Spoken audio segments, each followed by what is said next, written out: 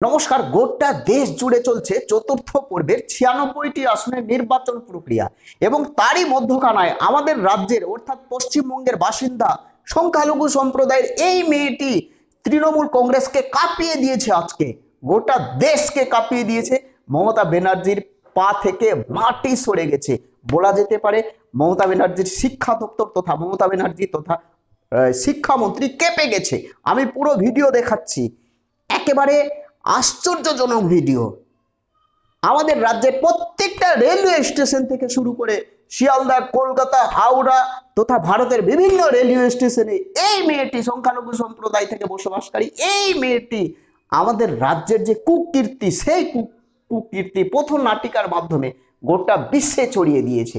দেখবেন সেই ভিডিও, একমাত্র আমার চ্যানেলে আমি দেখাতে পারি, অন্য কোনো চ্যানেলে দেখতে পাবেন না এই ভিডিও।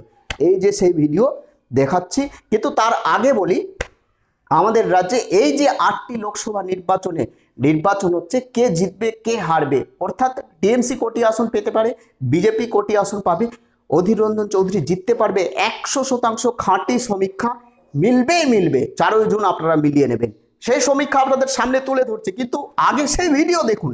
এই মেয়েটি মমতা ব্যানার্জি তথা তৃণমূল কংগ্রেসকে কাঁপিয়ে দিয়েছে। দমদম রেলওয়ে স্টেশনের পথনাটিকা দেখুন, পা থেকে মাটি সরে যাবে। এই যে সেই ভিডিও।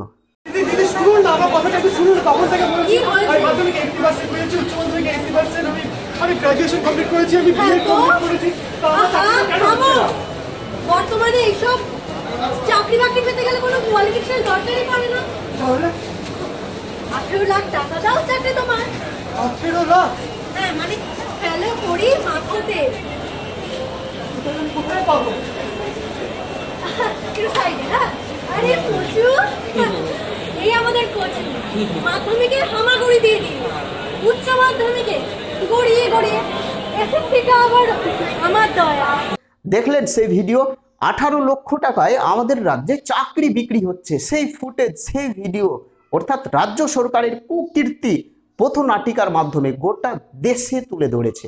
অর্থাৎ আমাদের রাজ্য সহ দমদম, হাওড়া, কলকাতা সহ ভারতের প্রত্যেকটা রেলওয়ে স্টেশনে এইভাবে পথনাটিকার মাধ্যমে তৃণমূল কংগ্রেসের যে কুকীর্তি, সেই কুকীর্তি একেবারে নাটকের মাধ্যমে গোটা দেশবাসীর সামনে তুলে ধরেছে এই সংখ্যালঘু সম্প্রদায় থেকে আসা এই ছাত্রী, এই ইয়াং মেয়েটি।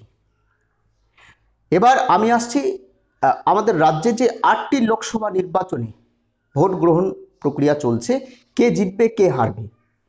বিষয়টি হচ্ছে, আমাদের ভারতে টোটাল আজকে চতুর্থ পর্বের নির্বাচন প্রক্রিয়া চলছে। 96টি আসনে নির্বাচন হচ্ছে, কিন্তু 88টি আসনে কোথাও কোনো অশান্তির ছবি ধরা পড়েনি। আমাদের রাজ্যে এই যে 8টি লোকসভা আসনে নির্বাচন চলছে, এই 8টি লোকসভা আসনে কিন্তু অশান্তির ছবি আমাদের রাজ্যের প্রত্যেকটা বুথে বেশিরভাগ বুথে অশান্তির ছবি।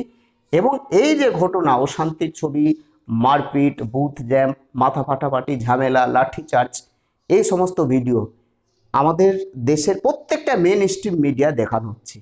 জি News, NDTV, News Nation, News 18, Aaj তাক, এমনকি বাংলাদেশ, এমনকি পাকিস্তানেও আমাদের পশ্চিমবঙ্গের ভিডিও খবর, অর্থাৎ নির্বাচনের খবর পাকিস্তান, বাংলাদেশেও চলছে। এই হচ্ছে আমাদের রাজ্যের অবস্থা। গোটা দেশে মনে হচ্ছে না যে 88টি লোকসভা কেন্দ্রে ভোট হচ্ছে, কিন্তু আমাদের বাংলায় মনে হচ্ছে যে হ্যাঁ ভোট হচ্ছে। আমরা দেখে অভ্যস্ত। মানে মারপিট, বুথ জ্যাম, মাথা ফাটাফাটি, খুন, মার্ডার, এই সমস্ত না হলে মনেই হচ্ছে না যে আমাদের রাজ্যে ভোট হচ্ছে। উত্তরবঙ্গে কোনো ক্রমে শান্তিপূর্ণভাবে নির্বাচন হয়েছে, দক্ষিণবঙ্গে আর শান্তিপূর্ণভাবে নির্বাচন হবে না। গত রাত্রে একজন গুলিবিদ্ধ হয়ে মারা গেছে। যাই হোক, খুব খারাপ লাগছে বলতে। আমি আসছি সমীক্ষায়। এই যে 8টি লোকসভা নির্বাচনে ভোট গ্রহণ চলছে, কে জিতবে কে হারবে 100% মিলে যাবে, 100% মিলে যাবে। অনেকে বলছে বহরমপুর লোকসভা কেন্দ্রে কংগ্রেসের প্রার্থী অধীর রঞ্জন চৌধুরী জিতবে, কিন্তু না, সেখানে এবার টিএমসি জিতবে। আমাদের সমীক্ষা অনুযায়ী টিএমসি জিতবে। 4ই জুন আপনারা মিলিয়ে নেবেন, যখন ফলাফল বের হবে আপনারা মিলিয়ে নেবেন। অধীর বাবু এবার জিততে পারবে না, তার চান্স নেই। প্রথম স্থানে রয়েছে টিএমসি, অর্থাৎ তৃণমূল কংগ্রেসের প্রার্থী ইস্যু পাঠান। দ্বিতীয় স্থানে রয়েছে বাম কংগ্রেস অধীর বাবু, থার্ড পজিশনে রয়েছে বিজেপি। আপনারা মিলিয়ে নেবেন, বহরমপুর লোকসভা কেন্দ্রে এবার আর জিততে পারবে না অধীর বাবু। 2019 সালের যদি ফলাফল দেখি, কংগ্রেসের প্রার্থী অধীর রঞ্জন চৌধুরী মাত্র 88,000 ভোটে জয়ী হয়েছিলেন তিনি, অর্থাৎ নিকটতম যে প্রতিদ্বন্দ্বী তার তুলনায় 88,000 ভোট বেশি পেয়েছিল। এবার কিন্তু সেখানে টিএমসি এগিয়ে রয়েছে, অর্থাৎ টিএমসি জিতবে, আমাদের সমীক্ষা অনুযায়ী টিএমসি জিতবে। এবার আমি আসছি বীরভূম লোকসভা কেন্দ্রে এবার টিএমসি জিততে চলেছে 100%, কোনো সন্দেহ নেই। শতাব্দী রায় আবার জিতবে। দেখুন, আমি আসছি কৃষ্ণনগর লোকসভা কেন্দ্রে 63,000 ভোট বেশি পেয়ে মহামৈত্র এর আগে বিজয়ী হয়েছিলেন, কিন্তু এবার মহামৈত্র জিততে পারবে না, কোনো ক্রমেই জিততে পারবে না। এই কৃষ্ণনগর লোকসভা কেন্দ্রে এবার রানীমা অর্থাৎ অমৃতা রয় জিতবে, সিপিএম এর প্রার্থীও জিততে পারবে না, সিপিএম এর প্রার্থী থার্ড পজিশনে থাকবে। আমার কথা মিলিয়ে নেবেন, 100%ই আমি লিখে দিচ্ছি আজকে। আমি আসছি বর্ধমান দুর্গাপুরে এর আগে 2439 অর্থাৎ 2439টি ভোট বেশি পেয়ে বিজেপির প্রার্থী সেখানে জয়ী হয়েছিল। এবার কি জিততে পারবে বর্ধমান দুর্গাপুর? কি মনে হচ্ছে আপনাদের? বর্ধমান দুর্গাপুরে এবার বিজেপির প্রার্থী জিততে চলেছে, অর্থাৎ কে? দিলীপ ঘোষ এবার জিততে চলেছে, অর্থাৎ আবারও তিনি, এর আগে মেদিনীপুরে তিনি জয়ী হয়েছিল, এবার তিনি বর্ধমান দুর্গাপুরে 100% নিশ্চিত বিজয়ী হবে। কীর্তি আজাদ জিততে পারবে না।